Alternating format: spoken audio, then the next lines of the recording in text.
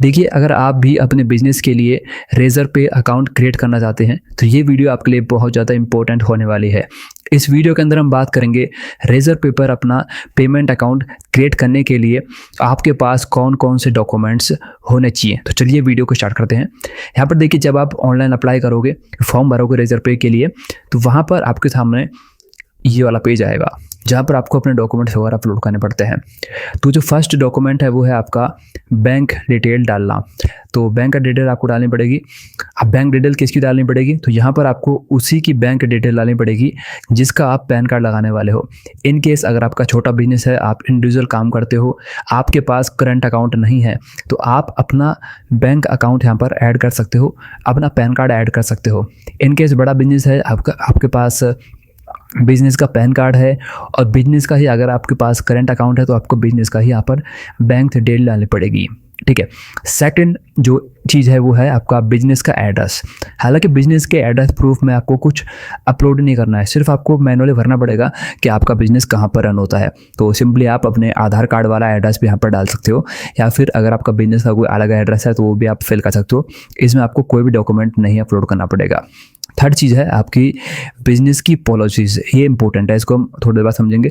पहले बात करते हैं आइडेंटिटी प्रूफ की।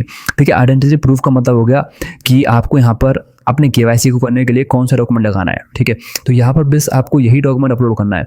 तो दिखाता हूँ आपको क्या करना है। सिंपली यहाँ पर आओगे तो यहाँ पर आपको ये देखिए, केवाईसी डॉक्यूमेंट्स में आधार कार्ड, पासपोर्ट या वोटर आईडी कार्ड आप लगा सकते हो।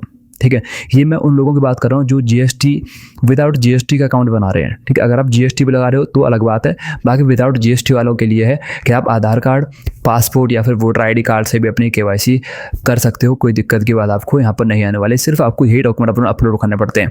हालांकि अगर आप आधार कार्ड के थ्रू करोगे तो आपको अपलोड भी नहीं करना है, आप सिंपली आधार नंबर के थ्रू केवाईसी कर सकते हो। और अगर आपके पास डिजी लॉकर का अकाउंट बना हुआ है तो उसके थ्रू भी आपकी केवाईसी यहाँ पर आसानी से हो जाएगी।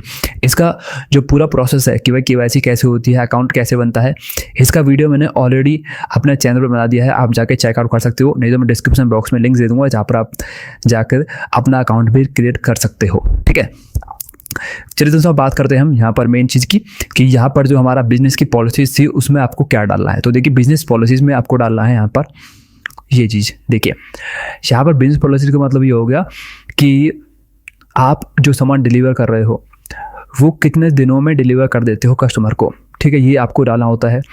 अगर कोई कस्टमर रिटर्न करता है तो कितने दिनों में आप उसका रिफंड दे देते हो। ठीक है, आपका डिलीवरी टाइम क्या है, ये चीज़ आपको डालनी पड़ती है बेसिकली। और कस्टमर आपसे कांटेक्ट कैसे कर सकता है, अपना मोबाइल नंबर, बिजनेस का ईमेल आईडी आपको डालना पड़ता है। ठीक है, तो बेसिक सी ये पॉलिसीज़ होती हैं जो आपको यहाँ पर ऐड करनी पड़ती हैं, ज़्यादा कुछ यहाँ पर होता नहीं है। ठीक है, तो अगर कुल मिला के बात कहूँ तो सिर्फ आपको आधार कार्ड ही यहाँ पर, आधार कार्ड, वोटर कार्ड, पासपोर्ट ही जरूरत पड़ेगी डालने के लिए। बाकी आपको सिर्फ भरना पड़ेगा, बाकी किसी का भी आपको डॉक्यूमेंट यहाँ पर नहीं डालना है।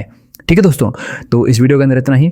इसके अलावा दोस्तों कुछ डाउट है आपको रेजर पे अकाउंट को लेके, या आपको कहीं पर भी दिक्कत आ रही है तो प्लीज़ आप बेझिझक कमेंट सेक्शन में अपनी शिकायत लिख सकते हैं, अपनी प्रॉब्लम लिख सकते हैं, आपकी हेल्प ज़रूर की जाएगी। Thank you very much video देखने के लिए।